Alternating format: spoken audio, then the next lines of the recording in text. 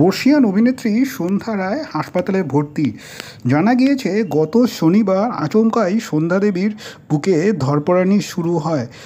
সেখানেই ছিল সঙ্গে তার অভিনেত্রীর শরীরে ছিল প্রবল অস্বস্তি। প্রবীণ এই অভিনেত্রী সঙ্গে ছিল শ্বাসকষ্ট। সঙ্গে সঙ্গে তাকে চিকিৎসার জন্য নিয়ে আসা হয় হাসপাতালে।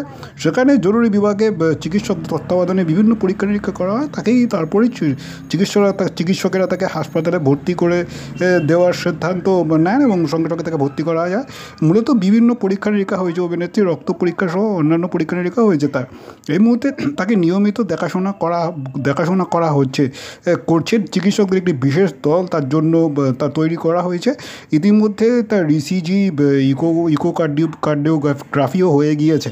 মূলত যেটা জানা গিয়েছে আপাতত এখনও পর্যন্ত তার অবস্থার খুব একটা উন্নতি হয়নি, স্থিতিশীল নন সন্ধ্যা দেবী। আশঙ্কাও কাটেনি। এই মুহূর্তে তার হৃদযন্ত্রের সমস্যাও রয়েছে।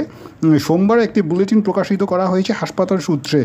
দক্ষিণ কলকাতা সেই বেসরকারি হাসপাতালের 3 জনের একটি বিশেষ টিম যে চিকিৎসকের দল করা হয়েছে, সেই বিশেষজ্ঞ ডাক্তারবাবুরা জানিয়েছেন যে এখনও আশঙ্কা কাটিয়ে উঠতে পারেননি প্রবীণ অভিনেত্রী। তবে প্রতিনিয়ত ডাক্তারবাবুদের দল, চিকিৎসকদের দল প্রতি মুহূর্তে হাসপাতাল কর্তৃপক্ষের তরফে তার শারীরিক স্বাস্থ্যের দিকে নজর রাখছেন এবং তারা প্রতি মুহূর্তে বুলেটিন, আগামী দিনেও তার শরীর কেমন থাকে বুলেটিন প্রকাশ করছেন। তবে এই ঘটনার পর স্বাভাবিকভাবেই সন্ধ্যা দেবীর অনুরাগী তথা তার যা ভক্তরা সকলেই তার দ্রুত আরোগ্য কামনা করছেন।